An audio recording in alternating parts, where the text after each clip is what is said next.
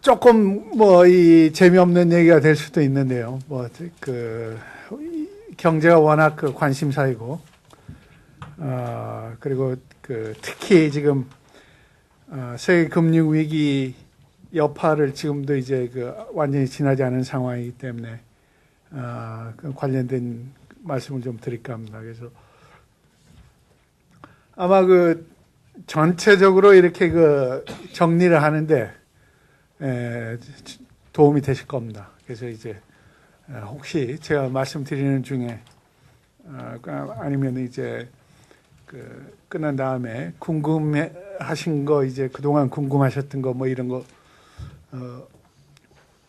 물어주셔도 되고요. 제가 말씀드린 거 뭐 관련돼 가지고 질문해 주셔도 좋겠습니다.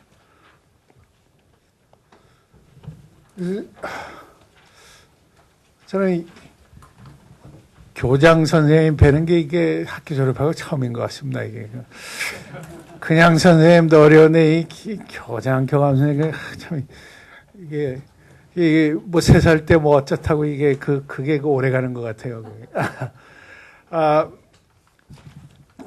이 맨 먼저 이제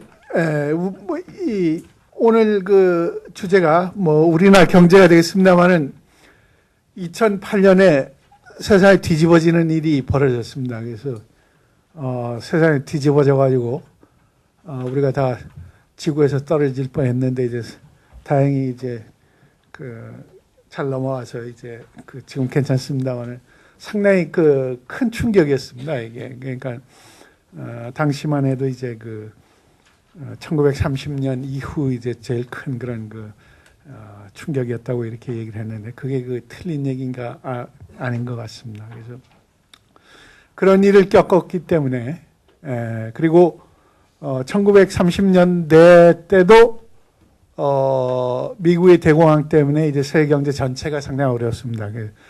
그때 뭐 이제 뭐 역사책을 보거나 뭐 옛날 어른들 얘기를 들으면 당시에도 이제 뭐 그 여파가 이제 그 아시아까지 오고 일본 뭐 우리나라까지 그 여파 있었습니다만 이번의 경우에는 뭐 그런 뭐 옛날 얘기 들을 필요 없이 저희들이 바로 직접 경험을 했고요. 그리고 또 이제 그동안 이제 그 세계화 여파 때문에 그 무슨 이 경제가 다 통합이 되고 그래가지고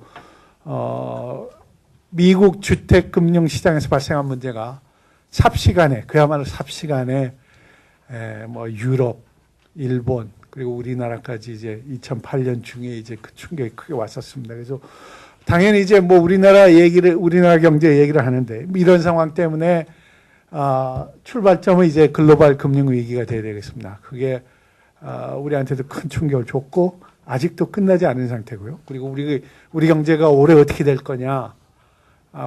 우리 경제의 올해 성과도 결국은 그 글로벌 금융 위기가 이게 그 어떻게 확실히 끝난 거냐, 정리된 거냐, 뭐 이런 거하고도 이제 관계가 크게 된 그런 상황 때문에 여기서부터 이제 출발해서 어떤 일이 있었고 간단히 살펴보겠습니다. 그래서 그 충격이 어떤 식으로 이제 나타났고, 그래서 이제 그것부터 이제 먼저 이제 살피도록 하겠습니다.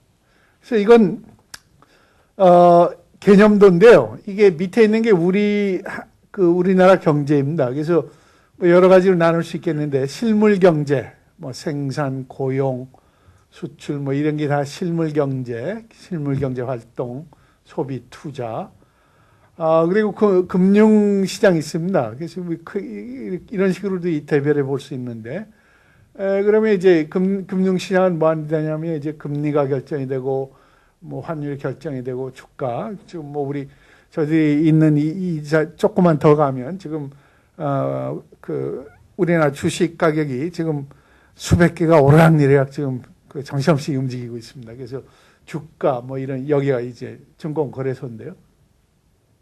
이런 게 이제 결정이 되는 데겠죠. 그래서 이제 상호간에 이제 밀접하게 그 작용을 합니다.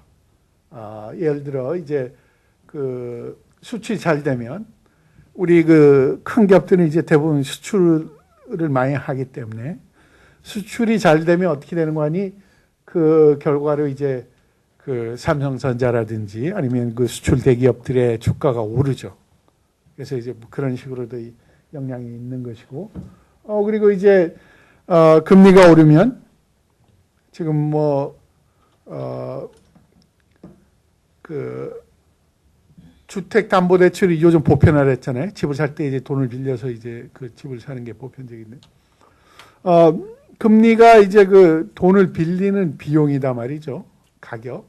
그래서 이제 금리가 오르면 뭐 주택담보대출이든 아니면 뭐 차를 사든지 아니면 뭐 그 돈을 빌릴 때는 이제 그 금리에 상당히 민감하죠. 금리가 오르면 이제 상대적으로 꼭 필요하지 않은 돈은 이제 그 덜 빌리고 말이죠. 뭐 다시 한번 생각하고 이제 금액도 이제 좀 줄이게 되고, 뭐 그런 식으로 이제 금융시장에서 일어나는 것이 이제 실물, 뭐 주택 구매, 아니면 소비, 자동차 뭐 판매, 뭐 이런 데까지 영향을 미치죠. 그래서 이제 서로 실물 경제하고 금융시장 간에 밀접한 그 상호관계가 있습니다. 또 이제 그 제3자로 있는 게 이제 정책입니다. 정부가 하는 일. 특히 뭐 이런 관점에서는 이제 뭐 무슨 금리를 결정한다든지 세금을 결정한다든지 뭐 재정 지출 뭐 이런 게 되겠죠. 예를 들어 작년 그 우리 경제가 이제 어려워지니까 정부에서 연초에 대규모로 추경을 편성을 해가지고 여러 가지 그 평소에 안 하던 그런 사업도 했단 말이죠. 경제가 어려운 걸 좀 덜어주기 위해서. 그래서 공공근로사업 같은 거 말이죠. 이건 그러니까 일자리는 통상 이제 민간 기업이 만드는 것인데 경제가 워낙 나쁘니까 이제 정부에서 좀 도움을 준다는 의미에서 공공근로 일자리를 만들어 가지고 그런 식으로 돈을 지출해서 고용을 일부 좀 억지로라도 좀 만들어낸 그런 정책이 한 예이겠고요. 또 다른 정책은 이제 금융통화위원회가 있습니다. 한국은행에 이제 있는 정책결정기관인데 거기서 이제 정책금리를 결정하죠. 그래서 한 얼마입니까? 한 2주 아직 안 됐나요? 최근 1월달 금통위에 이제 기획재정부 차관이 회의에 참석을 해가지고 뉴스에 크게 보도됐죠. 막 서커스처럼 막 그냥 기자들이 벌떼같이 몰려 들어가지고 회의장에 들어와서 사진 촬영해가지고 뭐 하루 종일 뭐 뉴스에도 나오고 신문에도 이제 크게 나오고 그랬습니다만은 그 자리는 이제 정책 금리를 결정하는데 정책 금리가 지금 2%인데요. 그 회의에서 이제 결정하는데 통상 이제 재경부 차관이 참석은 할 수 있도록 돼 있는데 법에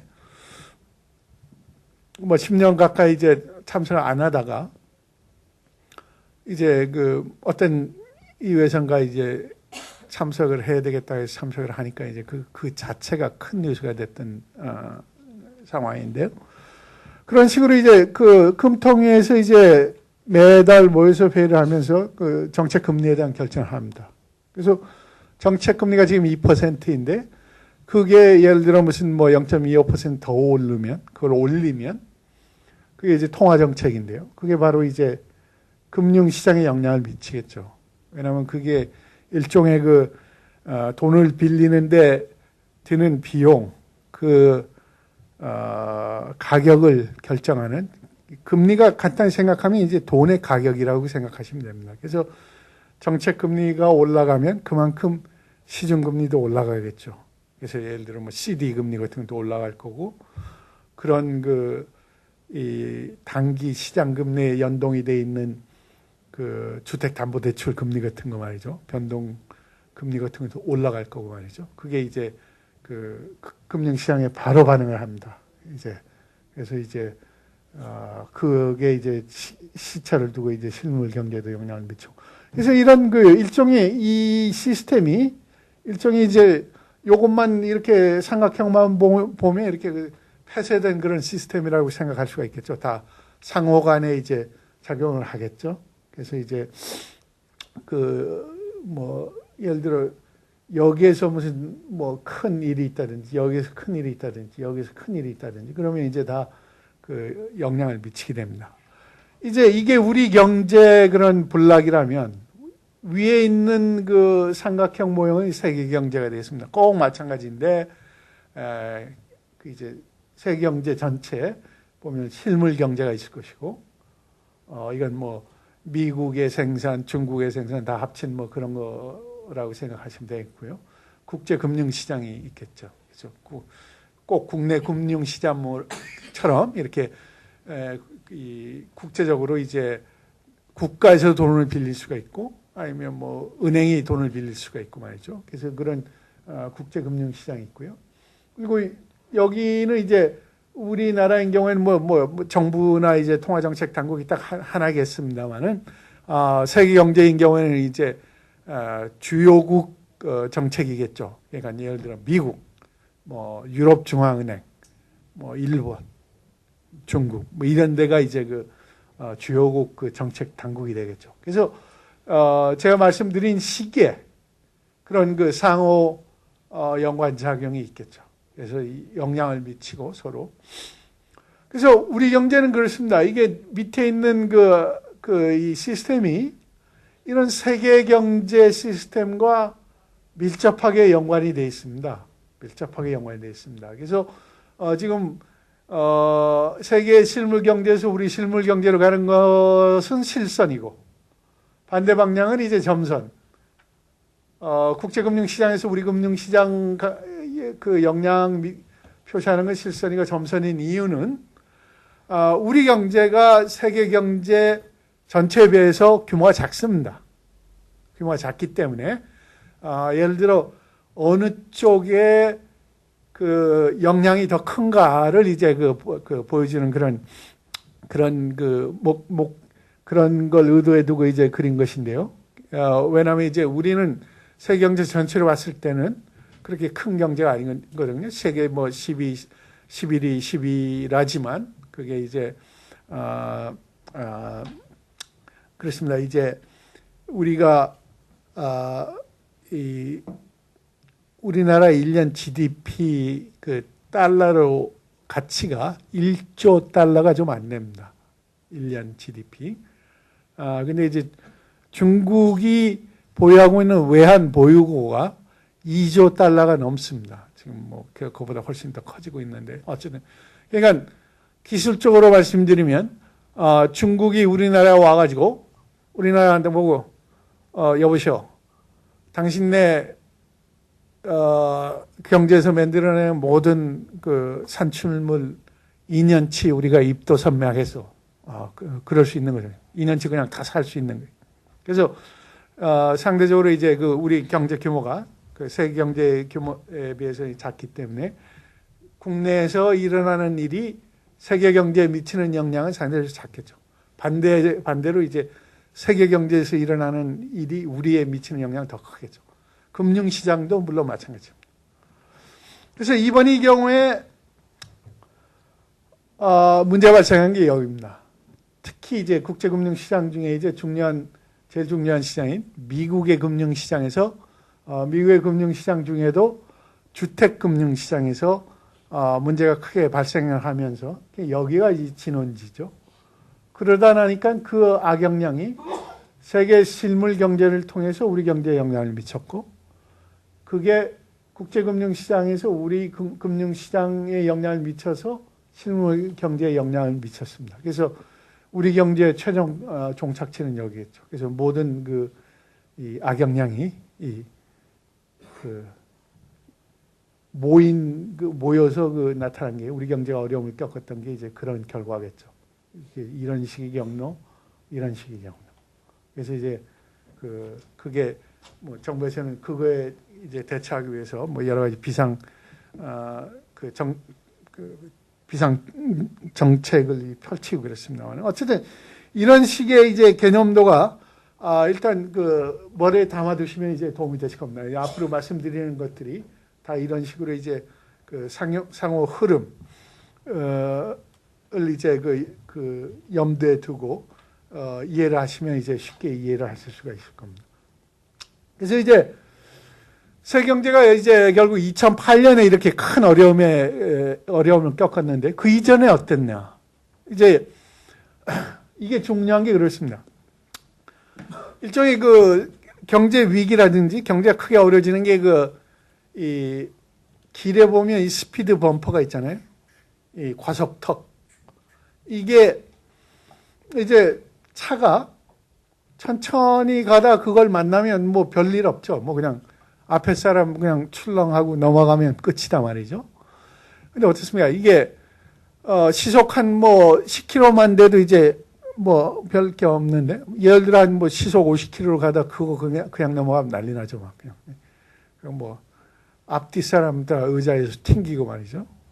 뭐 그런 그 차이가 있습니다. 그래서 그 비슷한 그런 속도가 문제인 게 세계 경제 전체입니다. 세계 경제 전체가 얼마나 매년 성장했느냐. 이게 99년부터 2007년까지 보여드리고 있는데 이게 성장률입니다. 그래서 99년부터 2002년까지 보면 연평균 3.3% 성장했습니다. 세계 경제가. 세계 경제가 55조쯤 됩니다. 그러니까 우리 경제가 1조 달러라고 치면 후하게 쳐서 우리나라 55개 모이면 세계 경제 규모가 되는 겁니다. 세계 경제 전체 규모가. 그래서 55조 달러니까 상당히 크겠죠. 그래서 뭐 1%가 뭐 그렇게 대서로운 거냐 하실지 모르겠는데 1% 차이가 동남아 웬만한 나라 1년 GDP 값이 됩니다. 그렇기 때문에 세계 경제가 뭐 예를 들어 3% 성장했느냐 4% 성장했느냐 이게 차이가 크다 말이죠. 그래서 1999년부터 2002년까지 보면 연평균 3.3% 성장을 했는데 그 이후로 보면 2003년부터 7년까지 보면 연평균 4.6이죠. 그리고 특히 2006, 2007년은 매년 5%씩 성장을 했어요. 그 차에 비해 보면 과소를 하고 있었던 거예요. 엄청 세계 경제가 빨리 성장했습니다. 좋은 일이죠. 우리도 혜택을 받습니다. 저때 이제 예를 들어 우리나라 경제는 아까도 말씀드렸지만 그 세계 경제와 밀접하게 이렇게 연관되어 있기 때문에 무역 거래를 통해서 우리가 수입도 많이 하지만 수출도 상당히 많이 하거든요. 그래서 세계 경제가 빠르게 성장을 한다는 건 우리한테 기회가 많다는 거예요. 우리가 수출을 엄청 많이 했어요. 저때. 그래서 세계 경제가 저렇게 빠르게 성장하는 거에 대해서 독톡이 저희들도 혜택을 받죠. 그렇게 5%씩 이렇게 빠르게 성장하다가 2008년에 3%, 2009년에는 마이너스 1%. 아주 그냥 급하게 급락한 그런 모습입니다. 그래서 그러다 나니까 2008년이 그 충격이 훨씬 더 이제 세게 느껴지는 거겠죠. 세계 경제 전체로 봤을 때. 그래서 이제 세계 경제가 이렇게 빠르게 성장을 해서 이제 뭐 여러 가지가 나타나겠습니다만 좋은 일도 있고 그렇겠습니다만은 뭐 좀 부작용이라면 부작용이랄 수 있는 게 이제 이 물건 값이 오르는 거예요. 그러니까 공산품은 중국이 열심히 만들고 우리가 열심히 만들고 뭐 그래서 이제 잘 팔리고 그러니까 그나마 괜찮은데 쉽게 만들 수 없는 거. 원자재가 그런 거겠죠. 예를 들어 뭐 원유 아니면 뭐 무슨 뭐 구리 뭐 이런 거 말이죠. 이런 거는 그렇게 필요가 많아졌다고 갑자기 그렇게 그 생산이 늘어날 수 없죠. 그래서 그런 그 특성 때문에 이 각종 원자재 가격이 많이 올랐어요. 세계 경제가 빠르게 성장하면서. 그래서 제가 말씀드린 걸 이제 다른 식으로 보여드리면 이렇습니다. 이게 파란 게 그 세계 경제 성장률 그림인데요. 이게 1990년부터 보시다시피 이렇게 우상향 하는 거 보실 수가 있겠죠. 여러분 보시기에 우상향. 그러니까 시간이 갈수록 이제 성장률이 높아진. 그러니까 그 성장이 빨라지는 그런 모습이고요. 빨간 것은 뭔가 이제 세계 교역량 증가율입니다. 그러니까 세계 전체적으로 무역 금액이 얼마나 되느냐. 이제 그 증가율이기 때문에 이것도 상당히 훨씬 더 높죠. 뭐 요때 2001년도에 이제 IT 그 거품이 꺼지면서 그 잠깐 어려웠던 요때 이제 빼면 상당히 높은 그 세계 교역량 증가가 있었습니다. 그래서 우리 경제도 바로 혜택을 본 거죠. 무역을 워낙 많이 하기 때문에 교역을 많이 한다는 건 우리 수출이 그만큼 이제 는다는 거겠죠. 이건 그 원자재 가격 지수 이제 가파르게 오르는 걸 알 수 있겠죠. 2005년, 2006년, 2007년 뭐 이때 상당히 그 가팔라지는 걸 이제 보실 수가 있겠습니다. 그 원자재 가격 지수. 그래서 이런 식으로 요때 그러니까 상당히 호황이었던 거예요. 한마디로 2007년까지만 해도 세계 경제가 호황이었고 우리도 그 혜택을 받아서 경제 상황이 좋았고. 근데 이제 이렇게 다 잘 되는데 그렇게 이제 뭡니까? 호사다마입니까? 좋은 일이 그렇게 많으면 이게 뭐 그렇게 뭐 좋은 일만 있는 법이 아닌 모양입니다. 그래서 뭐 세계 경제도 마찬가지인 모양이에요. 그래서 세계 경제가 이렇게 빠르게 성장하고 교역량이 이렇게 빠르게 늘었는데 뭐가 문제였느냐? 몇 가지가 있는데요. 그 대표적인 거가 이제 미국하고 중국 간 무역 역조입니다. 이건 뭔가니 미국이 세계에서 제일 큰 단일 시장이에요. 거긴 또 상당히 개방이 됐습니다. 그러니까 뭐 우리도 물건 팔고 중국도 가서 팔고 일본도 팔고 말이죠. 그래서 그렇기 때문에 이제 싸고 좋은 물건은 이제 뭐 쉽게 가서 많이 파는 시장이라고 할 수 있겠죠. 그래서 그렇기 때문에 이제 중국이 미국에 수출을 엄청 했어요. 중국은 뭐, 무슨 접시부터 무슨 공산품 옷까지 애들 장난감 그냥 오만 거 다 만들었죠. 그러니까 미국에서는 그걸 많이 샀단 말이죠. 근데 그 대신 중국이 미국으로부터 수입하는 거는 그 한계가 있어요. 미국은 이제 공산품을 많이 만들지도 않지만, 만들면 뭐 비싼 물건 만들고 그래요. 그러니까 뭐 아이폰 같은 거, 애플 아이폰. 비싸죠. 그래서 그 평균 개인 소득으로 치면 중국 사람들이 개인 소득이 미국 사람들의 10분의 1도 안 되는 거예요. 당연히 살 수 있는 물건이 다르겠죠. 그러니까 뭐 미국 사람이 살 수 있는 거 10분의 1도 못 사겠죠. 예를 들어 소비재 같은 거 말이죠. 그래서 뭐 이제 무슨 나름대로 뭐 비행기도 사고 뭐 그랬습니다만 어쨌든 그 중국이 미국으로부터 수입이 훨씬 작았어요. 중국이 미국에 수출하는 것보다. 그게 이제 그 상황을 이제 무역 역조라 그러는데요. 무역 역조. 그래서 이제 그게 그 소위 그 세계 경제 불균형이라고도 합니다. 그러니까 글로벌 임발란스.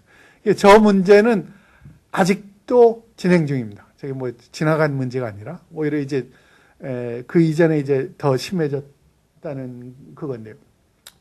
근데 이제 그거 자체도 문제이지만 그거에 따라서 이제 파생적으로 발생하는 게 또 이 문제였습니다. 물건 예를 들어 이 회사가 거래를 하는데 한쪽이 다른 쪽보다 훨씬 많이 사면 어떻게 됐습니까? 그 대금을 더 많이 받겠죠. 그러니까 그 수출한 거에 대한 대금을 중국이 받고 미국이 중국에 수출한 거에 대한 대금을 받고 이렇게 그 차이가 크겠죠. 그 대금 차이가. 이제 중국이 미국에 수출해서 받은 그 많은 돈이 쌓이기 시작했어요. 중국이 뭐 국내에 가지고 와서 예를 들어 뭘 하려고 해도 중국 내부의 그 금융 시스템이 그렇게 발달되지 않았고, 그렇기 때문에 그 받은 돈을 그냥 거기 놔둔 거예요. 미국에. 이게 어떤 상황인가 하니 이렇습니다. 제가 외환은행에 제가 계좌가 있어요. 은행 계좌가. 그래서 이제, 오늘 외환은행에 가서 강의를 했어요. 그러니까, 강의를 받았죠. 강의를 받았는데, 외환은행에서는 내가 거기 계좌가 있기 때문에 제 계좌로 이제 뭐 예를 들어 50만 원, 50만 원 이렇게 입금을 시켜준단 말이죠. 뭐 외환은행에서는 지불한 거 아닙니까? 저도 받은 거고 제 계좌에 돈이 들어왔으니까 됐단 말이죠. 근데 어떻게 됐습니까? 제가 그 받은 돈을 뭐 당장 뭐 그렇게 필요한 게 아니기 때문에 그냥 놔뒀단 말이죠. 거기 은행 계좌에. 그러면 기술적으로는 외환은행이 지불을 했어요. 50만 원 지불했고 그게 계좌로 왔고 뭐 자기네 뭐 할 일 다 했고 뭐 쓸 수 있는 돈은 50만 원 줄었고 이렇게 되거든요. 근데 그날 저녁에 이제 외환은행이 보유하고 있는 현금을 다 합쳐보니까 예를 들어 뭐 내 돈 뭐 고객 돈 뭐 구분 없이 다 합쳐보니까 어떻게 되겠어요? 그대로인 거예요. 왜냐? 나한테 50만 원 지불을 했지만 그 돈 안 찾아가면 그냥 있는 거 아닙니까? 거기. 그렇잖아요? 그런 식이에요. 중국이 미국의 물건을 많이 팔아서 대금을 받았어요. 근데 이걸 가지고 간 게 아니라 미국 내에서 이제 국채를 산 거예요. 그걸로. 돈을 가져가지 않고 그 제가 말씀드리는 식으로 이제 이건 내 계좌, 이건 내 거 그래가지고 미국 금융시장 내에서 그 대금을 가지고 미국 금융자산을 잔뜩 샀어요. 국채. 그게 제일 많이 샀는데 우리도 미국 국채 많이 가지고 있어요. 우리나라도. 외환 보유고가 대부분이 이제 국채, 그게 제일 안전하기 때문에. 미국 국채가 제일 안전한 국채입니다. 그래서 그런 식으로, 그 결과적으로 보니까 미국 입장에서는 그거예요. 물건 많이 사가지고 돈을 줄 거 다 줬는데, 돌아서서 보니까 그냥 아무 구분 없이 있는 돈 따져보니까 그대로거든요. 그냥 그 뭔가니, 그리고 그 돈은 어떻습니까? 예를 들어, 뭐, 여러분들도 이제 뭐 그 재테크 그런 건 좀 뭐 하셨을지 모르겠는데, 작년 같은 경우에 그 우리 금융시장의 특징이 뭔가니 자금이 크게 움직였어요. 여기 갔다, 저기 갔다. 그래서 이제 작년 초에 이 증권회사들이 CMA 계좌 오픈 세를 했죠. 그 이제 결제 서비스 제공한다고 CMA 크게 그 문제가 됐어요. 은행들 막 반대하고 말이죠. 증권회사가 처음으로 이제 그 서비스를 제공을 하면서 금리를 높게 줬어요. 네? 처음 하는 거니까 아무래도 돈이 엄청 몰렸어요. 아마 여러분들 중에도 CMA 계좌 개설하신 분이 있을지 모르겠어요. 그거 당연히 괜찮은 일입니다. 왜? 이건 뭐 금리가 워낙 낮으니까 그렇잖아요. 금리가 낮잖아요. 지금 그냥 조금이라도 금리 더 주는데 이제 그리고 그래서 엄청난 몇십 조의 돈이 그걸로 몰린 거예요. CMA 계좌로. 근데 증권회사들이 처음에 수신고 쌓여서 좋다 그랬는데 가만히 보니까 이 돈 가지고 특별히 이익 낼 게 없는 거예요. 시간이 지날수록 그 주는 금리가 내려가기 시작한 거예요. 높은 데수로 쭉 내려가요. 가을쯤 되니까 이 돈이 대부분 빠져나갔어요. 그 다음에 이제 은행 정기적금, 정기예금 같은 거 말이죠. 그리고 저축은행. 훨씬 그 저축은행 같은 데가 그 이율이 좀 높죠. 그래서 워낙 금리가 낮은 상태이기 때문에 조금 금리 차가 있어도 이제 자금이 크게 이렇게 왔다 갔다. 그거 당연한 겁니다. 가만히 있는 것보다 그렇게 옮기면 이제 금리 더 받기 때문에.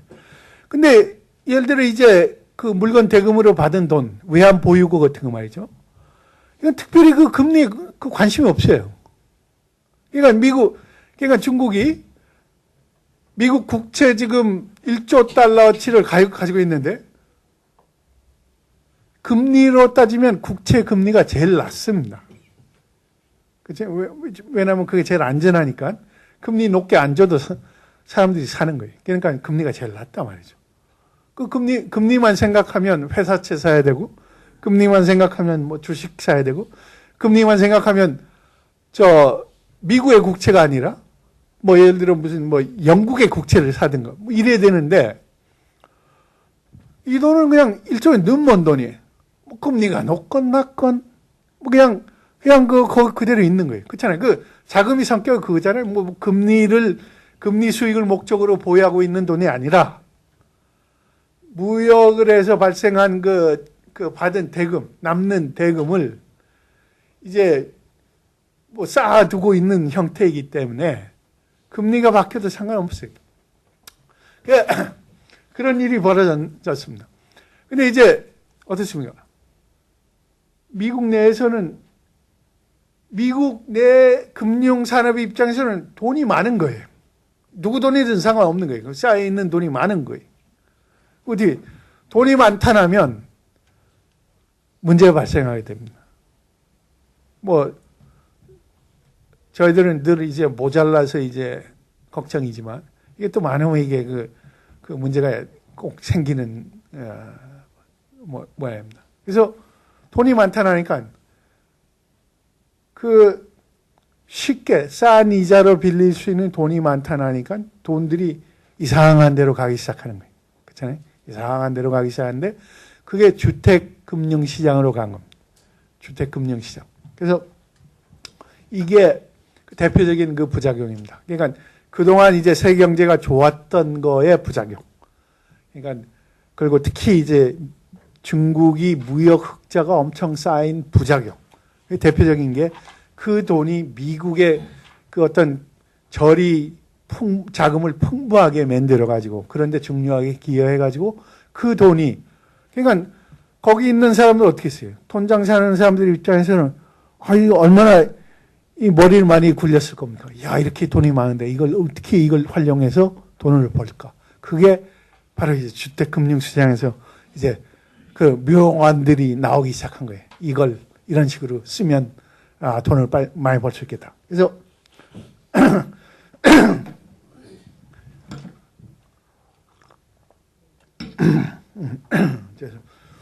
이 원래 주택금융이라는 게 이게 상당히 재미없는 겁니다. 이게.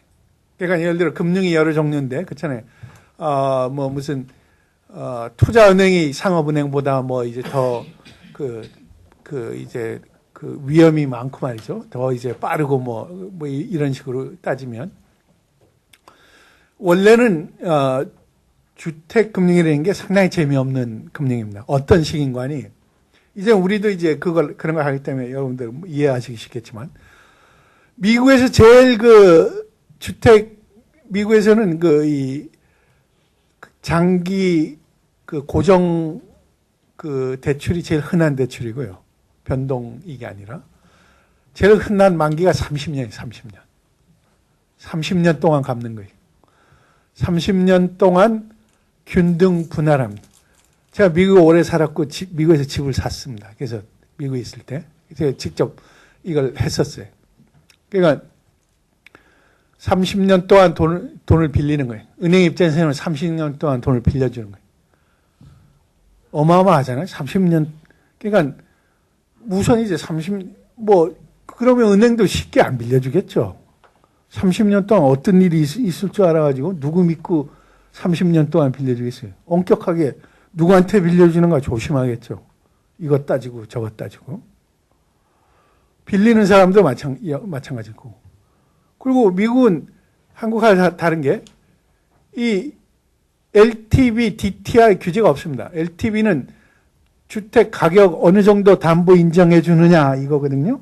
우리는 지금 부동산 문제 때문에 부동산 가격 급등 이러면 그걸 확 낮추는 거예요. 예를 들어 10억짜리 집인데 그걸 담보로 돈을 빌리려면 500못 빌리죠. 50%. 그러니까 LTV 규제가 그거 아닙니까? 그 지금 대부분 걸렸죠. 한 5, 60%죠. 그러니까 그거 담보래가 빌릴 수 있는 돈이 그런 식으로 확 먹히고 DTI 소득에 이런 거 따지고 말이죠. 그리고 예를 들어 다주택 거의 불가능하죠. 돈 빌리는 게. 집이 많으면 돈 빌려서 뭐 할 거냐 이런 식으로. 이런 규제가 없습니다. 그러니까 제가 집을 샀을 때도 집값의 90%를 대출받았어요. 그러니까 90%, 95%까지도 이제 대출을 해줍니다. 자기 돈이 있으면 물론 이제 자기 돈 내고 나머지만 대출 받으면 되지만 대개 경우 미국에는 젊은 사람들이 학교를 마치고 결혼한다든지 가정을 형성하면 집을 바로 삽니다. 집을 사가지고 그때는 이제 그렇게 저축이 없을 때겠죠. 그래서 이제 이런 식으로 대출을 많이 받아서 이렇게 집을 사는데 사는 이유가 그렇습니다. 주택 담보대출 이자가 세금 혜택이 있는 거예요. 그만큼 세금에서 공제되는 거예요. 그게 얼마나 큰 인센티브겠습니까? 그게 오히려 이제 미국에서는 그래서 그걸 이제 주택 사는 걸 장려하기 위해서 도입이 됐는데 뭐 몇십억짜리 집도 마찬가지인 거거든요. 혜택을 같이 주니까 미국 내에서 또 그런 얘기가 있습니다. 그러니까 뭐 예를 들어 이런 거 비싼 주택 하지 말자 어쩌나 뭐 그런 얘기. 근데 이제 어쨌든 뭐 그런 게 이제 시행이 안 돼. 아직도 이제 그 혜택 그대로 있는 거예요. 제일 큰 그러니까 일반 근로자가 감세 혜택 수단의 1순위가 집을 사는 거예요. 집을 사가지고 이제 그러니까 집이 있어야 되고 집 사고 그거 집값 내면서 처음에 내는 돈은 대부분 이자다 말이죠. 특히 이렇게 균등 분할해가지고 나눠보면 처음에는 이자 내다가 나중 되면 이제 원금 이제 갖기 시작했는데 그러니까 처음에는 내는 돈은 다 이자기 때문에 그만큼 자기 그 소득에서 세금 대사되는 소득이 주는 거죠. 그래서 뭐 당연히 그래서 이제 30년 빌려주면 그러니까 전에 어땠는 거 아니? 옛날 얘기인데 은행에서 이렇게 장부를 만들어요. 허창구 그래가지고 2010년 1월부터 30년 그러면 뭐 2040년 아니 뭐 2039년 12월까지 이렇게 그 받을 날 12 곱하기 30 그래가지고 장부를 만들어가지고 매달 이거 받으면 하나 체크하고 받으면 하나 체크하고 뭐 옛날식 뭐 우체국 저축이든 뭐 일수든 뭐 그거예요. 그 장사예요. 얼마나 재미가 없습니까? 돈 빌려주고 앉아서 팔이 날리다가 한 달에 한 번씩 돈 갚으면 체크하는 게. 이게 진짜 재미없는 그런 장사다 말이죠. 이제 원래 그런 거였는데 이게 갑자기 이게 재미있어지기 시작한 거예요. 이런 게 이제 어떤 식이냐면 이제 은행에서 대출을 해주고 이걸 그 대출해준 은행이 가지고 있을 필요가 없는 거예요. 이걸 옛날에는 30년 동안 장부에 가지고 있다가 30년 후에 원금 회수하고 이자 다 받고 그러는데 이럴 필요가 없는 거예요. 대출해주고 몇 달 있다가 돌아서고 팔 수 있게 된 거예요. 이 대출 자체를 다른 이 금융 투자자한테 팔 수 있게 된 거예요. 그럼 어떻게 은행 입장에서 어떻게 되죠? 팔이 날리면서 기다려야 원금 회수하고 이자 이익 보는데 그거 그렇게 안 기다리고 바로 이제 뭐 챙길 수 있는 수익은 좀 줄었겠지만 그 자금이 바로 회수되는 거예요. 어떻게 되겠어요? 그럼 다른 사람한테 또 대출할 수 있단 말이죠. 그럼 30년 기다리는 대신 30년 동안 하나 대출할 돈 가지고 한 300번 대출해서 그 수익이 그만큼 올라간단 말이죠. 그게 건건이 들어오는 그 수익이 작을지 모르지만 하나 대신 300개 하면 어떻게 되죠? 들어오는 챙기는 이익이 더 클까요? 이게 시작이 된 거예요. 이건 뭐 전에부터 어제 오늘 얘기가 아닙니다만 이런 상품이 한 100배 정도 빨라진 거예요. 그러니까 최근에 있었던 일을 이런 상품이 100배 정도 빨라지고 또 돈을 빌려주는 것 자체가 이게 이상해지기 시작한 거예요.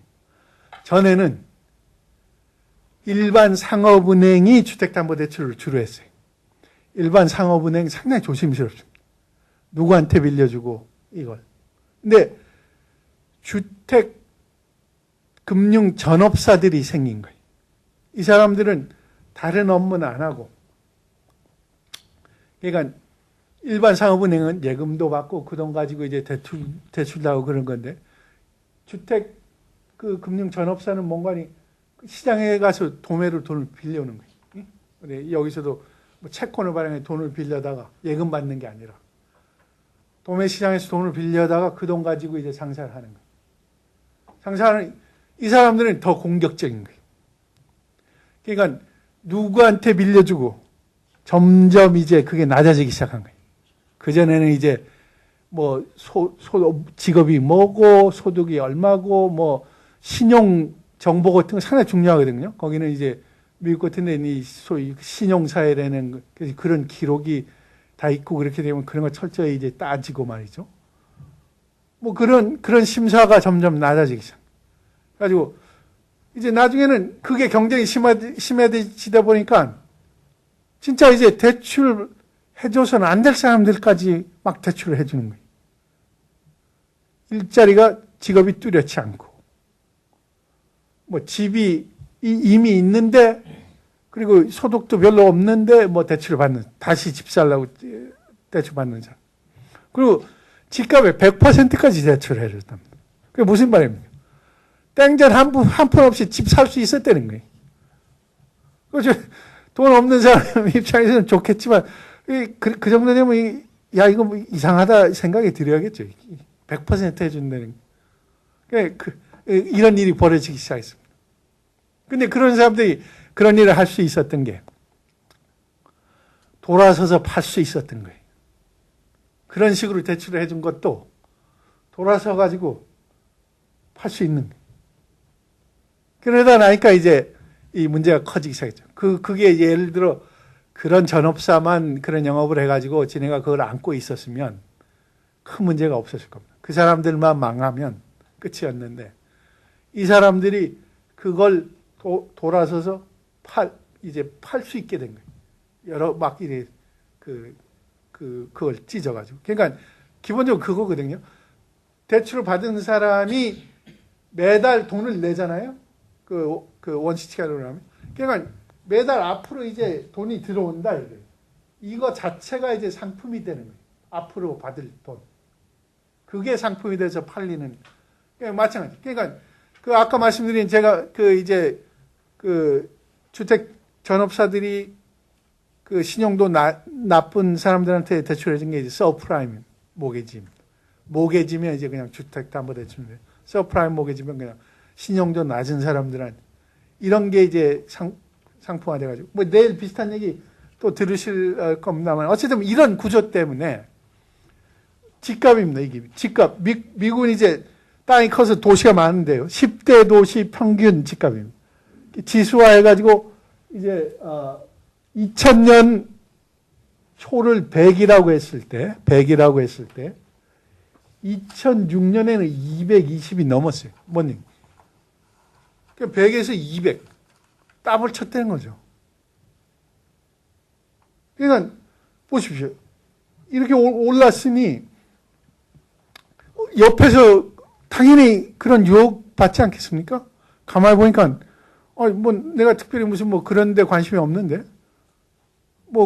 근데 옆에 사람 보니까 집을 샀는데 한 2년 만에 한 뭐 30% 챙겼대더라. 되팔아가지고. 솔깃하죠. 그럴 때 이제 관심 안 가는 사람이 없을 겁니다. 왜냐면 이제, 그렇잖아요. 이제, 특히 미국 같은 데는 이렇게 무슨 눈먼 돈 생기는 군형도 없는 사회다 말이죠. 그냥 뭐 어디 재미없어가지고 그냥 이런데 가만 보니까 이제 이건 눈먼 돈 같거든요. 돈 빌리기 쉽지. 계속 집값 오르지. 그러니까 사람들이 몰려들기 시작한 거예요. 그러다 나니까 집값은 더 올랐죠. 이게 떨어지지 않고 유지만 돼도 괜찮았을 텐데 떨어지기 시작했죠. 그런 식으로 올라가면 이제 안 내려올 수가 없겠죠.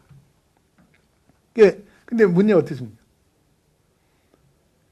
요 언저리에 집 샀던 사람들은 어떻게 떨어지니까 떨어지면 생각해 보시오. 아까 집값의 100%까지 빌려준다 그랬거든요.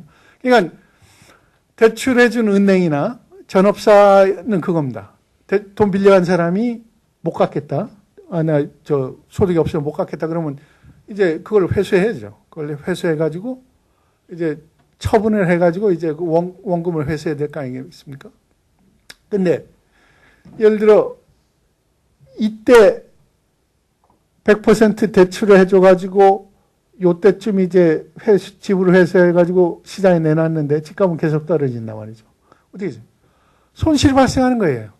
처분해도 집값이 내려가면 그 자체가 손실이에요. 누군가 또 안아야 되죠. 이게 일거에 대거 발생한 거예요. 그거 어떻게 되죠?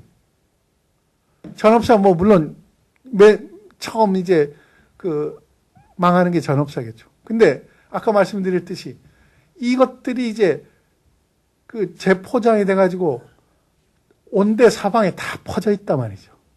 이 상품이. 심지어는 우리나라 그 우리은행도, 한국의 우리은행도 뭐 저런 거 관련된 상품 샀다가 1조 원 가까이 손실 났다고 이제 뭐 그 국회에서 뭐 작년 말에 얘기도 많이 났잖아요. 그냥 그런 식이에요. 요렇게 만들어진 상품이 이거 좋다. 그래가지고 들고 다니면서 막 투자은행이 그걸 한 거예요. 갖다 여기저기 막 판 거예요. 이건 뭐, 그러니까 신용도 낮은 사람이 돈을 빌리면 신용도 높은 사람보다 금리를 더 내야 됩니다. 뭐 여기도 마찬가지죠. 그러니까 그 신용이 나쁘고 급한 사람이 돈을 빌리려면 잘못될 확률이 높기 때문에 돈 빌려주는 사람이 금리를 더 높게 매기죠. 그러니까 세계적으로 금리가 낮은 상황인데 금리 높은 그런 대출 상품 바탕으로 둔 상품은 이율이 높을 수가 있죠. 그러니까 뭐 문제만 안 터지면 이건 이율이 높은 거예요. 너나 없이 샀단 말이죠. 그러니까 이건 개인보다도 오히려 이런 기관 투자자 이런 데서. 근데 문제는 이제 그 피라미드의 그 기반인 그 대출을 받은 사람들이 자빠지기 시작한 거예요. 그 어떻게 됐습니까? 결국 그런 피라미드가 유지되려면 밑에서 매달 꼬박꼬박 돈이 들어오고 그게 이렇게 쭉 다 전달이 돼서 다 그 상품 보유하고 있는 사람들이 수익을 챙기는 그게 이제 정상적으로 상황인데 밑에 게 말라버리면 어떻게 되죠? 위에 건 당연히 말르죠. 무너지기 시작해요. 그 일이 이제 결국은 미국 내에서 발생했는데 제일 먼저 소매 그 부분에서 터진 게 프랑스 파리에서 터졌습니다. 그러니까 프랑스 파리 그 금융사에서 이런 거에 바탕을 둔 펀드 상품을 만들어서 팔았어요. 우리도 펀드 상품 많잖아요. 저도 뭐 얼마 전에 그런 거 가지고 있다 팔았는데요. 뭐 인도네시아, 말레이시아 펀드. 그래가지고 그건 뭔가 아니 그 기초자산이 인도네시아, 말레이시아 증권이 예. 그래서 거기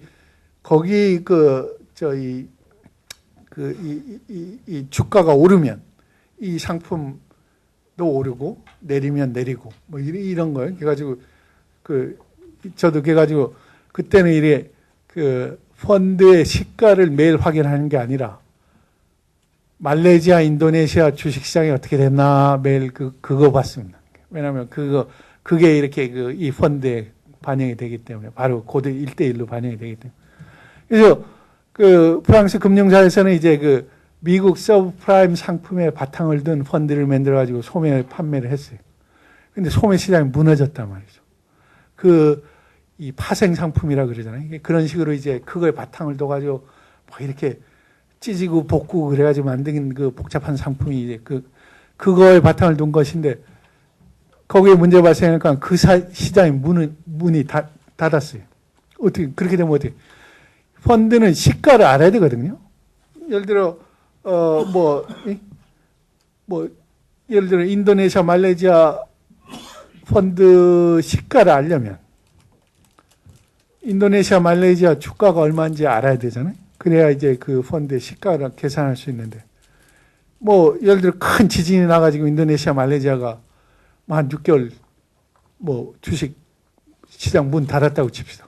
골치 아픈 거예요. 어떻게 해요? 시가 모르잖아요. 이거 얼마 줘야 될 거예요. 그런 식이 된 거예요.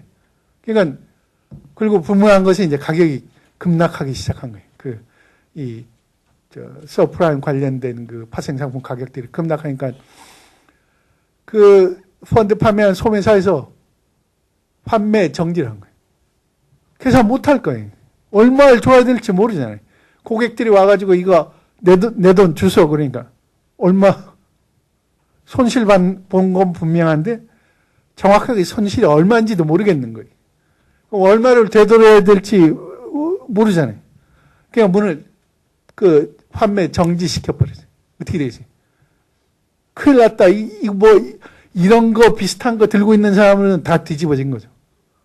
다 몰리니까 어디 가봤자 뭐 마찬가지 상황이죠. 그러니까 미국 주택시장에서 발생한 문제가 예를 들어 소비자들이 금융 소비자들이 처음 크게 문제시한 게 프랑스 파리인 거예요. 그게 그 사이의 어떤 세계 경제, 세계화 이런 거에 여파겠죠. 미국 금융시장의 부실이 한국에 있는 우리은행 손실로 이렇게 바로 이어지는 뭐 이런 게 결국 그만큼 이제 얽혀 있기 때문이라는 게 되겠죠. 그래서 미주택 금융시장 부실화가 됐고요. 관련 금융상품이 부실화돼서 미국 유럽 금융사가 부실화됐고 세계 금융시장이 마비가 됐습니다. 2008년 3, 4분기, 4, 4분기 작년 1, 4분기 뭐 요때 상황인데 그러다 나니까 미국 유럽 경제가 위축이 됐고요. 이게 금융시장 쪽으로는 한국에 미친 영향인데 외국인 국내 투자자금 회수 있었죠. 작년 초에. 국내 은행 외환 차입 상환 압력 크게 왔어요. 국내 외환 금융시장 불안 경색 금리가 치솟았고요. 작년 초에. 작년 초에 뭐 예금 적금 같은 거 하신 분들 되게 지금 즐거우실 겁니다. 지금 금리가 지금 상상할 수 없는 수준. 환율이 1,500원까지 갔죠. 지금 1,100원 간다 이런 환율. 그게 소비 투자 위치됐어. 미국 유럽 경제 위치되니까 우리가 수출을 많이 하는데 여기 위치되니까 우리 수출도 줄어들고. 중국이 상당히 중요한 수출국인데 우리한테도 중국이 위축이 되니까 부차적으로 우리 수출이 또 위축돼. 이런 경로를 통해서 경제 이 악영향이 전파되기 시작합니다. 근데 이번 경우에 이게 이 거품이 꺼지는 그런 상황입니다. 빨간 선이 이제 주가 지수입니다. 주가 지수도 비슷하죠. 집값처럼 그렇게 가파르게 오르지 않았지만 쭉 오르다가 급하게 빠졌죠. 그래서 이런 충격 때문에 실물 경제는 어떤 일이에요? 이게 GDP, 산업 생산, 소비자 판매입니다. 이건 보십시오. 이게 유로 지역 GDP, 일본 GDP, 영국 GDP, 미국 GDP. 약속이나 한 듯이 한꺼번에 이렇게 다 크게 위축이 됐죠. 저는 이 그림 보면서 생각나는 게 하계 올림픽 종목의 이 싱크로나이즈드 스위밍 있잖아요. 주로 여자 종목이죠. 여자 수영 선수들이 여러 명 나와가지고 코 이렇게 막아놓고 이제 동작 맞춰서 이제 물에서 튀어나오고 거꾸로 돌고 별 묘기를 다 부리잖아요. 근데 요점이 뭔가 이제 동작이 같아야 되는 거잖아요. 2명, 4명이 꼭 같이 이렇게 맞춰서 이렇게 물에서 나오고 들어가고. 그 그림 보는 것 같아요. 그러니까 보십시오. 유로, 이건 프랑스, 독일, 스페인, 이탈리 등등 나라들 GDP 합친 겁니다. 이건 일본, 영국, 미국. 이게 떨어지기도 몇만 리 떨어진 나라들이고, 그렇잖아요? 영국하고 미국이 저기 있고, 유럽이 저쪽에 있고, 일본은 여기, 우리 옆에 있고, 이렇게 멀리 떨어져 있고, 나름대로 좀 다른 나라들이고, 근데 꼭 입을 이렇게 맞출 수가 없잖아요? 한날 한시에 같이 죽기로 한 그런 사람들 같잖아요? 이건 실업률입니다. 마찬가지 4개의 나라. 유로 지역, 일본, 영국, 미국. 그전 모습은 다 달랐죠. 여기는 급하게 내려가고 있었고, 여기는 평평했고. 근데 여기서부터의 반응은 똑같아요. 다 치솟죠. 예.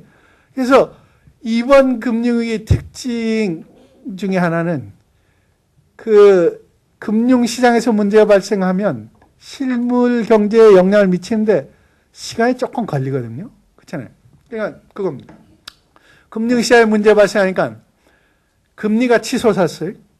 근데 그게 실물 경제에 영향을 미치려면 이제 돈을 빌리는 사람들이 은행에 가봤더니 이게 비싸다. 근데 뭐 돈을 빌리는 사람들이 어느 날 1시에 한꺼번에 다 같이 가는 거 아니잖아요. 시차를 두고 어떤 사람은 뭐 오늘 가고 내일 가고 뭐 그러기 때문에 설령 금융시장 문제 때문에 금융시장에 뭐 가격이 오르고 뭐 그렇더라도 실물 경제가 반응을 보이는 데는 보통 시간이 조금 걸립니다. 그러니까 그런데 지금 보시다시피 그리고 다른 나라인 경우에는 또 이제 이제 충격이 전파되는 데 시간이 걸릴 것이고 이게 동시에 나타난 거예요. 2008년 4분기입니다. 제일 심각했던 데가. 그때 이제 2008년 9월에 리만 브라더스라고 미국 큰 투자은행이 문을 닫았고요. 그러니까 4분기는 10월부터 10월, 11월, 12월.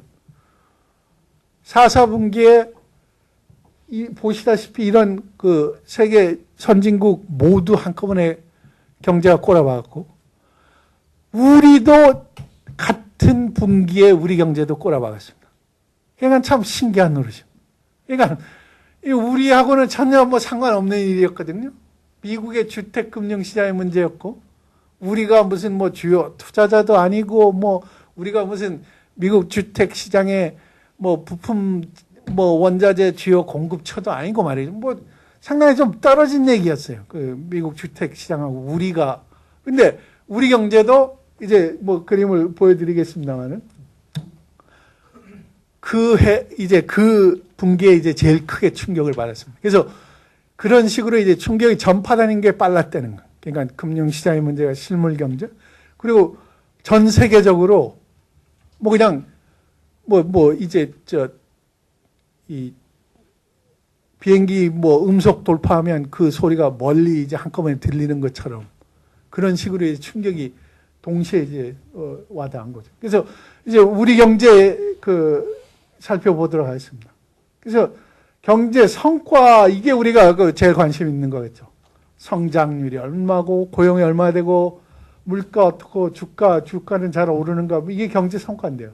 이런 게 뭐 이런 환경 요인, 외부 요인의 총체적인 결과겠죠. 유가, 원자재 가격 뭐 이런 거 영향을 미치고 해외 공급 요인 그리고 금융시장 불안, 주요국 정책, 해외 수요 변수 이런 것도 영향을 미치는 것이고 국내 금융시장 불안, 경제 정책 당연히 영향을 미치고요. 뭐 그리고 이제 정치사회 불안, 경제 심리 결정 이런 것도 영향을 미칩니다. 그래서 우리인 경우에는 이제 대표적인 게 촛불 시위 때 이제 뭐 그게 상당히 경제적으로는 안 좋은 그런 일이었는데요. 어쨌든 이런 게 다 영향을 미쳐서 성과가 결정이 되겠죠. 빨간 선은 이게 전년 동기비 증가입니다. 그러니까 분기마다 나오는데 파란 선은 전기비. 1년 4개 분기인데 이게 비교를 직전 분기하고 하느냐 아니면 1년 전 뭐 같은 분기하고 하느냐 뭐 그 차이입니다. 근데 이게 보시죠. 뭐 이런 식 이쪽은 성장률인데 이게 2008년 4분기 숫자입니다. 이건 전기비고 이건 전년 동기비. 엄청나게 위축이 왔죠. 그 이후로 이제 빠르게 회복이 되고 있습니다. 작년 3분기까지 데이터가 지금 나와 있는데요. 3분기까지 계속 이제 빠르게 지금 회복이 되고 있는 과정입니다. 그리고 이쪽은 이제 이건 분기마다 나오는 한국은행에서 내는 그 자료고요. 이건 통계청에서 매월 발표하는 이제 산업 생산 동향 그리고 서비스업 동향인데요. 마치 비슷한 추세죠. 서비스업 지수는 이제 상대적으로 그렇게 하락폭이 크지 않았지만 뭐 그렇게 반등도 그렇게 시원치 않죠. 제조업 생산인 경우에는 크게 위치됐다가 이제 빠르게 회복이 되고 있는 과정입니다. 소비가 상당히 중요합니다. 그러니까 우리 1년 동안 GDP의 반 이상이 소비입니다. 그래서 이제 소비가 이제 제일 이 체감 경기라든지 뭐 재래상이 시장서부터 백화점 뭐 이런 광범위하게 영향을 미치죠. 그래서 소비가 결정이 되는 게 소득 추세 및 전망. 소득이 많으면 소비도 늘겠죠. 당연하겠죠. 그리고 이제 앞으로 소득이 늘 것 같다 그러면 소비를 좀 더 하겠죠. 저축 성향도 이제 영향을 미치죠. 뭐 이제 내년에 뭐 여러분들 입장에서는 이제 예를 들어 무슨 딸을 팔아야 된다. 그럼 올해 좀 저축 좀 하셔야죠. 이제 쓰는 거 줄이고 돈 많이 드니까. 그래서 뭐 그런 식으로 저축 성향, 뭐 일이 있어서 저축을 해야 되는, 아니 뭐 은퇴에 대한 뭐 대비를 더 한다든지 뭐 그런 게 저축 성향이 영향을 미칠 거죠. 자산 가격, 이것도 영향을 미치죠. 그러니까 지금 삼성전자 주식을 100주 가지고 있는데 가격이 뭐 계속 잘 올랐잖아요. 그러면 괜히 그냥 이게 현금이 아닌데도 등이 따시고 이제 느낌이 좋아가지고 뭐 나가서 차도 뭐 한 1년 전 앞당겨서 이제 새 차 뽑고 말이죠. 뭐 이런 식으로 자산 가격이, 아니면 집값 오른 것도 그렇죠. 집값이 중요한 자산이기 때문에 집값이 오르면 괜히 이제 좀 돈이 있는 것처럼 느끼는 그런 효과가 있겠죠. 그래서 뭐 그런 것도 영향을 미칠 것이고. 그리고 이제 고용 추세 및 전망, 이게 상당히 중요합니다. 왜냐하면 뭐 여러분들이 뭐 안정된 그 직장을 가지고 계시고 그래서 이제 뭐 특별히 해당되는 일은 아니겠습니다만, 대부분의 사람들의 경우에 근로소득이 제일 중요한 소득입니다. 그렇잖아요? 그러니까 상당한 자산가가 아니면. 박찬호 선수가 어디 빌딩을 사서 투자를 했는데 값이 2배로 올랐답니다. 그래서 그런 경우는 예외겠죠. 그러니까 그런 경우에 자산가니까 근로소득이 별로 중요하지 않겠죠. 그렇지 않으면 이제 근로소득이 제일 중요한 거예요. 그러니까 근로소득이 안정되게 계속 들어와야 소비도 이제 안정되게 계속 할 수 있는 거 아니겠습니까? 그러니까 일자가 있는 사람은 그런데 처음으로 취업하는 사람들 입장에서는 어떻게 있습니까? 그 사람들은 일자리가 생겨야 근로소득이 발생하고 그걸 바탕으로 소비도 하고 저축도 하고 이러는 거거든요. 그러니까 그 사람들한테는 이제 새로운 일자리가 근로소득이 시작이 되느냐 마느냐겠죠. 엄청 중요한 일이죠. 일자리 못 찾으면 근로소득이 없는 거죠. 그런 사람들이 그렇게 소비를 하겠습니까? 하루 세끼 라면은 좀 팔리겠죠. 그 외에는 소비가 잘 안 될 거다 말이죠. 그런 의미에서 그래서 고용이 되는 게 상당히 중요합니다. 고용이 일자리를 찾는 사람들이 그 어떤 무슨 행복이라든지 불행 뭐 이런 거에도 영향을 미치지만 경제적으로 상당히 중요한 변수입니다. 그리고 이 부분이 미리 이제 말씀을 드리면 올해 우리 경제에도 이게 일종의 그 관건입니다. 그 고용 사정이 얼마나 개선이 되느냐. 그게 결국 이제 우리 경제 올해 모습이 얼마나 이제 견실하게 유지되느냐 하고 이제 그걸 직접적으로 결정하는 그런 요인이 될 겁니다. 그래서 소비도 보면 이게 도소매 판매, 소비재 판매, 그래서 뭐 이 물건들을 다른 식으로 분리해 가지고 그게 매월 얼마나 팔리느냐 통계청에서 이런 걸 조사해 가지고 이제 발표를 합니다. 그래서 이게 증가율인데요. 전년 동기비 증가율인데 쭉 이렇게 그러다가 이제 2008년 말에 크게 이제 위축이 됐다가 지금 회복이 되고 있는 과정이죠. 그리고 이거는 소비자 기대 지수인데요. 이게 100이면 뭔고하니? 이것도 조사하는 데가 뭐 몇 군데 있습니다만은 기본적으로 그 소비자한테 물어보는 겁니다. 이제 소비자 전망 기대 지수 이런 거는 6개월 후에 경제가 어떻게 될 것 같냐? 당신 소득이 어떻게 될 것 같냐? 아니면 소비 지출을 얼마나 늘릴 거냐?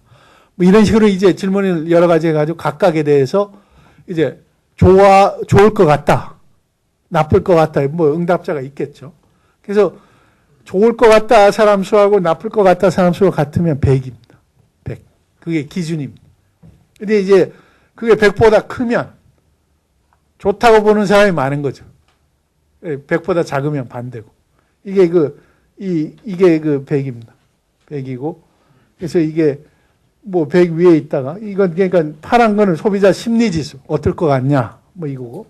빨간 거는 지출을 늘릴 것 같냐? 줄일 것 같냐? 뭐 이런 질문이죠. 그래서 이런 식으로 오다가 2007년 1월부터 이제 보여주고 있는데요. 100 이하로 이제 크게 떨어졌다가 이제 많이 개선이 됐죠. 이제 좋아질 것 같다고 보는 사람들만. 이게 고용 지표입니다. 그래서 앞에 보여드린 판매, 뭐 소비자 심리 이런 거는 괜찮은 것 같아요. 좋아지고 있고 계속 유지가 되고 있는데, 요는 이게 걱정입니다. 이게 파란 막대가 매월 이제 그 전에 비해서 이게 2007년 7월이 2006년 7월에 비해서 일자리가 몇 개나 늘었느냐. 그거 보여주는 겁니다. 이 막대기 높이가. 이게 7월이 한 7만 명. 그러니까 전년에 비해서 27만 명 개 정도의 일자리가 는 거예요. 이게 보통이었던 거예요. 이게 보통이었는데 2008년부터 이제 내려가기 시작하죠. 내려가다 오히려 줄기 시작한 거예요. 일자리가 줄기 시작, 전체 일자리가. 그래서 이제 이게 주는 게 어느 정도 멈추고 좀 들쑥날쑥 하고 있습니다만, 그냥 보십시오. 이게 그러니까 정상적인 모습이에요. 우리 경제의 정상적인 모습이 저 때라고 뭐 특별히 그렇게 막 불티나게 뭐 일자리가 많았던 건 아니거든요. 저 때만 해도, 저 때가 언젠가니 2007년이니까 노무현 대통령 시절에도 일자리가 큰 화두였습니다. 여러분들 뭐 기억하시겠지만 그 당시는 타겟이 30만 개.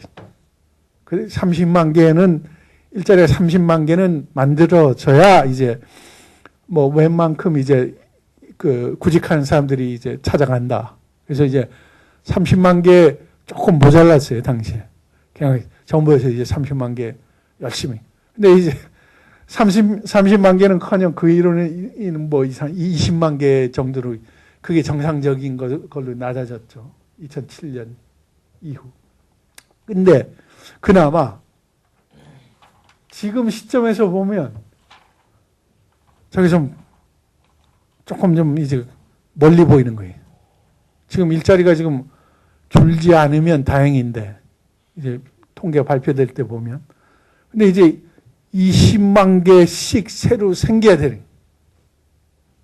이게 쉬운 일이 아닙니다. 그리고 지금 이 모습이 그나마 그렇게 크게 줄어들지 않은 게 정부의 공공 근로 사업이에요. 작년에 아까 말씀드렸지만, 뭐 20조 넘는 그런 이 추경을 편성을 해가지고 공공 근로 사업을 크게 펼쳤습니다. 그러니까 거기 일하는 사람들은 근로자로 잡혔던 거예요. 근로자로 잡히니까, 근데 이 사람들이 정부가 그렇게 무한정 돈이 있는 게 아니잖아요. 올해는 이제 그 사업 자체도 줄고 기간도 이제 빨리 끝난단 말이죠. 그렇기 때문에 이제 일단 민간 부분에서 일자리가 생겨도 공공 부분에 그동안 있었던 한시적인 일자리는 없어지는 거예요. 올해 중에 갈수록. 그럼 어떻게 될까요? 그러니까 그 사람들 숫자도 어떻게 이제 반감해주고 새로운 네트 인크리스까지 이제 추가로 생기려면 어떻게 해요? 일자리가 상당히 많이 생겨야 되는 거예요. 근데 그래서 지금 그래서 엊그제 그렇게 30대 기업들 모아놓고 대통령이 가서 이제 강력하게 뭐 주문 아니면 이제 뭐 호소 뭐 이런 거 한 거 아니겠습니까? 투자하고 일자리 만드는. 근데 이게 그렇게 쉽게 되는 게 아니거든요. 기업들도 뭐 가능하면 뭐 일자리를 만들고 싶지만 그게 사람 쓰는 게 어렵고 비싸고 뭐 이렇게 되면 일자리 생기는 게 그렇게 녹록한 일이 아니다 말이죠. 그래서 이런 것 때문에 과연 뭐 올해 경제가 작년보다는 좋아질 겁니다만은 그래서 과연 얼마나 좋아질지. 지금 올해 우리 경제를 보는 시각의 차이들이 좀 있습니다. 지금. 그래서 그게 중요한 거고요. 물가는 다행히 이제 그렇게 높지가 않습니다. 그래서 폭설 때문에 농수산품 가격이 일시적으로 급등하는 것은 그건 별 문제가 아니고요. 물가가 걱정이 되는 건 이제 생필품 가격이 꾸준히 지속적으로 오르는 그게 이제 이 인플레이션이고 그게 이게 문제가 되는데 그런 것은 다행히 아직 이제 나타나지 않고 있습니다. 그래서 그다음 투자인데요. 투자도 마찬가지입니다. 투자는 이제 기업들이 이제 지출하면 투자인데 금융시장 조건, 매출 추세 전망, 세금 규제, 그리고 위험을 얼마나 감수하느냐, 뭐 이런 게 어우러져 가지고 투자를 결정합니다. 설비 투자입니다. 설비 투자는 그동안 많이 부진했습니다. 그래서 이건 뭐 보시다시피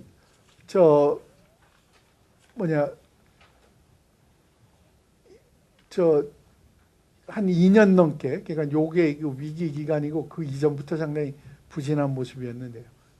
살아나고 있습니다. 그래서 예를 들어 이제 정부나 관변 전망 기관들은 이제 올해 경제를 5% 내지 5.5% 성장한다. 이런 얘기 하고 있거든요. 근데 민간 전망 기관들은 이제 4%대 초반. 뭐 이렇게 차이가 납니다. 그래서 그 차이 나는 중요한 이유 중에 하나가 이 정부 측에서는 그동안 투자가 부진했기 때문에 올해 부진했기 때문에 올해 이 반등이 크지 않겠느냐. 한 15% 이상 투자가 늘지 않겠느냐. 뭐 이렇게 보고 있고요. 근데 이제 반대로 이제 민간 기관들은 이제 그렇게 늘겠느냐.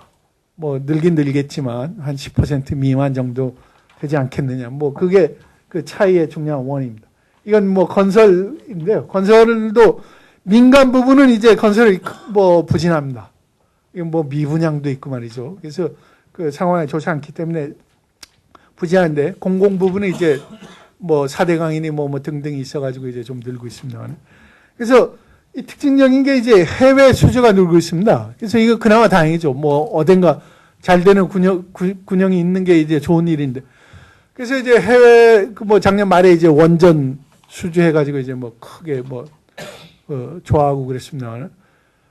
근데 이제 중동 쪽에 이제 그런 중동 붐일 거다라고 그러는데 이게 여러분들은 기억하실 겁니다. 7, 80년대에 있었던 그 중동 붐. 그때는 우리 건설사들이 각종 공사를 많이 하면서 국내에서 근로자를 퍼날랐단 말이죠. 그냥 공항이 미어 터졌습니다. 제가 그때 공항에서 근무를 한 적이 있는데 공항이 그냥 미어 터져가지고 가면 최소한 2년씩 고생하면서 이렇게 돈들 많이 벌고 그랬는데. 그래서 근데 요번에는 이제는 우리 근로자들이 너무 비싸졌습니다. 중동에서 건설을 해도 일하는 사람은 아마 중국 사람이 되든가 북한 사람이 되든가 그럴 겁니다. 그러니까 여기서 그렇게 꼭 필요한 사람 아니면 여기서 그렇게 근로자 날라갈 일 없었거든요. 그 당시에 이제 그런 얘기까지 있어요. 하도 사람 수송하는데 문제가 많아요. 각 큰 건설사마다 인력이 많이 필요한데 비행기는 제한돼 있고 그러니까 당시에 이제 대우 같은 데서는 항공사 우리 시작하자 그렇게까지 했었어요. 그러니까 사람 이제 수송하는 순전히 그 이유 때문에 그 정도로 이렇게 국내에서 이제 그 정도 되면 이제 국내에도 그 혜택이 크겠죠. 그때 저도 이제 지금 택시 타면 그런 분들 가끔 만나는데 이제 중동에 갔다 오신 분들 그래서 이제 그때 이제 재산을 만들고 이제 어떤 기반을 닦고 이런 분들이 상당히 많은 것 같아요. 그래서 이제 국내 경제에도 크게 도움이 됐죠. 근데 이번의 경우에는 아마 그런 효과는 좀 제한적일 것 같습니다. 그래서 이게 재고는 이제 작년에 아까 보여드린 2008년 말에 GDP가 크게 줄어든 게 이게 중요하게 작용했습니다. 재고는 재고 주는 게 좋은 이유가 있고 나쁜 이유가 있는데요. 좋은 이유는 그렇지만 불티나게 팔려가지고 물건 만들어서 쌓아둘 틈 없이 팔려서 재고가 주는 거. 그건 좋은 일이죠. 나쁜 이유로 쌓이는 거는 안 팔려서 쌓이는 게 나쁜 이유겠죠. 재고가 재고가 주는 게, 그러니까 재고가 주는 나쁜 이유는 그러니까 앞으로 세상이 이제 끝났다. 있는 거 다 처분해라. 그건 그러면 생산은 전혀 안 하고 재고 쌓아놨던 거 이제 그걸 이제 다 파는 거죠. 뭐 땡처리도 하고. 그래서 재고가 급하게 내려가겠죠. 쌓이는 것도 마찬가지. 좋은 것은 앞으로 이제 많이 팔릴 것 같으니까 재고를 막 쌓아두는 그건 좋은 일인데 안 팔려서 쌓이는 건 나쁜 일이죠. 그래서 재고가 그래서 이제 일반 소비자들은 재고와 특별히 관계가 없는데 이게 GDP에는 영향을 크게 미칠 때가 있습니다. 이게 왜냐하면 이게 늘고 주는 게 이 GDP에는 잡히거든요. 투자의 일부분으로. 늘면 GDP가 늘어나고 줄면 줄어들고. 근데 이제 늘고 줄더라도 실제로 그 방향이 다를 수가 있는 거죠. 이건 금리고요. 이게 이렇게까지 회사채 금리인데 10%를 10%까지는 안 갔지만 이렇게 치솟았던 이건 단기 금리도 마찬가지고요. 근데 지금 너무 낮아서 문제다라는 게 지금 시각입니다. 그래서 금융시장에서는 이제 금리가 워낙 낮기 때문에 조그만 금리 차에도 자금이 크게 움직이는 그게 작년에 보였던 모습입니다. 올해는 금리가 오를 것 같습니다. 그래서 그 다음에 이제 수출 수입인데요. 수출 수입 이게 우리한테는 중요합니다. 우리가 수출 수입을 많이 하는 나라이기 때문에. 그래서 어떻게 되겠습니까? 세계 경제가 나빠지니까 우리 물건을 사는 경제들이 사정이 나빠진 거예요. 당연히 우리 수출이 줄겠죠. 그래서 작년 내내 이게 일별 수출액인데요. 일별. 그러니까 이 막대기 하나가 예를 들어 2월 달은 짧고 구정이 있고 그러니까 조업일수가 며칠 안 되잖아요. 1월 달에 비해서. 그래서 그런 차이 때문에 월별 데이터가 이렇게 들쑥날쑥하기 때문에 조업일수로 이렇게 수출액을 나눈 게 조업일수당 수출액입니다. 이렇게 쭉쭉쭉쭉 늘다가 작년에 크게 빠졌어요. 빠졌다가 이제 회복이 되면서 이제 위기 이전 수준 비슷하게 회복이 됐습니다. 그래서 이제 그나마 다행스러운 일이고요. 수입도 마찬가지입니다. 우리는 수입과 수출이 꼭 같이 움직입니다. 수출이 늘면 수입도 같이 늘고 반대로 이제 반대인 경우도 마찬가지입니다. 이제 우리가 만들어서 파는 물건이 우리나라에서 나는 황토를 가지고 만드는 게 아니라 해외에서 부품이라든지 그런 걸 원자재를 사다가 가공을 해서 파는 그런 식의 구조이기 때문에 수입 수출이 이제 같이 움직이는. 근데 이제 조금 어느 게 더 맞느냐 이게 있죠. 그래서 작년인 경우에는 수입도 줄고 수출도 줄었는데 수입이 더 줄었어요. 그러니까 흑자가 발생했는데 다 줄어서 발생했기 때문에 불황형 흑자 이런 얘기가 나왔죠. 경상수지 이거 환율 말씀드렸듯이 이게 전했을 거부터입니다. 2001년부터 이제 보여드리고 있는데 이게 크게 이제 불안해진 걸 보실 수가 있겠죠. 전망은 이렇습니다. 회복이 이제 진행 중인데요. 회복 과정에 들어와 있습니다. 저희들이. 그래서 그 구조를 보면 금리 인하 우리도 했죠. 공적 자금 투입 이것도 했죠. 재정지출 확대 했죠. 우리도 이거 똑같이 했죠.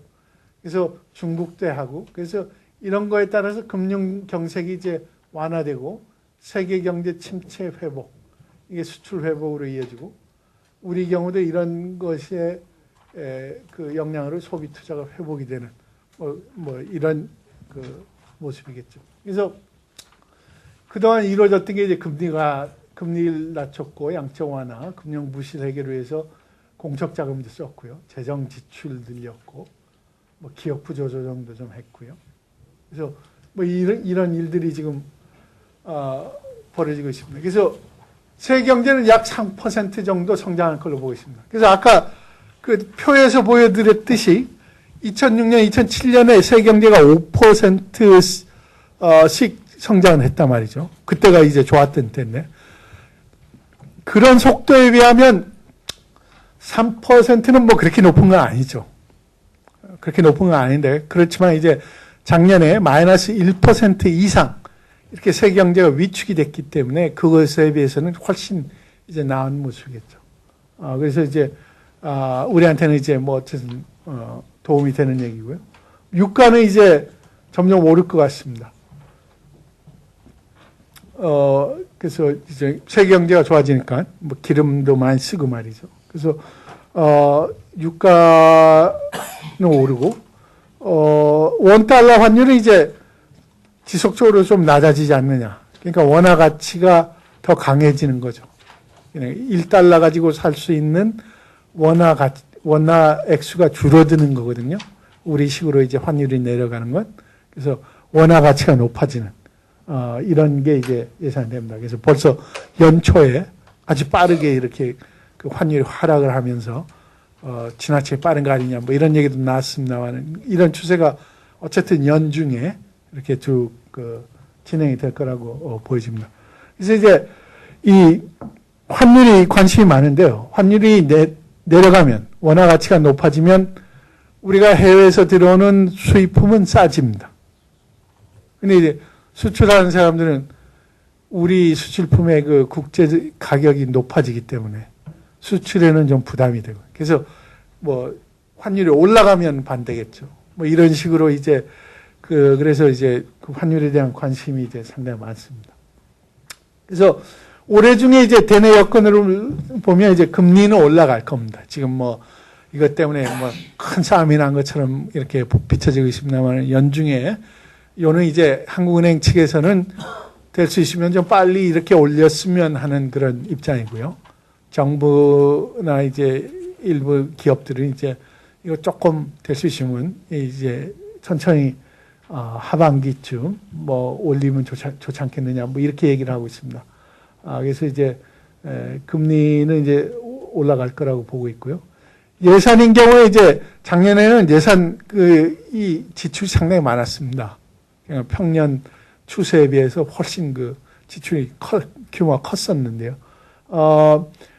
올해 지금 최소한 이제 본 예산을 보면 앞으로 뭐 추경이 편성될지 어쩔지 모르겠습니다만은 본 예산 규모만 보면 이제 작년에 비해서 그렇게 크지 않습니다. 그래서 정부가 이제 무한정 쓸 수 있는 게 아니기 때문에요. 결국 이제 정부는 세금을 걷어서 쓰는 거기 때문에 그래서 이제 작년에 워낙 많이 썼기 때문에 오히려 이제는 이거 좀 쓰는 거 줄이고 이 뭐 그 건전성을 좀 높여야 된다 이런 얘기가 지금 나오고 있는 상황인데 어쨌든 정부 지출이 줄면 경기에는 조금 이제 그 도움이 덜 되겠죠. 뭐 그런 그래서 이제 전망은 뭐 대충 뭐 한 4%에서 4.5% 정도 소비 투자 다 늘 거고요.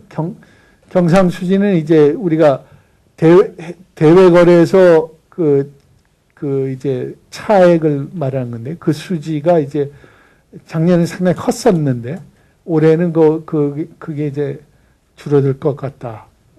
수입이 늘기 때문에 무엇보다도 이제 올해는 작년에 비해서 수입이 이제 많이 늘 걸로 생각이 들고 시장 금리는 이제 더 오를 걸로 생각이 됩니다. 그래서 물가는 이제 뭐 그렇게 큰 그 문제가 될 것 같지 않고요. 그래서 뭐 이런 이게 대체적인 올해 우리 경제의 모습인데요. 다시 말씀을 드리지만 이제 일반적으로 이제 이런 어떤 지표보다 더 좀 많은 사람들이 느끼고 그리고 또 우리 경제 회복이 얼마나 견실하나 뭐 이런 평가는 아마 우리 취업 상황이 가장 중요한 변수가 될 것 같습니다. 그래서 그것에 따라서 체감하는 거나 아니면 이제 앞으로 이제 좋아지는 정도가 그것에 따라서 결정되지 않겠느냐. 그래서 뭐 지금 정부에서도 백방 이제 독려도 하고 이제 뭐 노력하고 있습니다만은 실적이 어떻게 나올지는 좀 이제 두고 봐야 될 그런 문제인 것 같습니다. 그래서 제가 드리는 말씀은 이걸로 마치고요. 혹시 이제 궁금하신 거 있으면 제가 답변하도록 하겠습니다.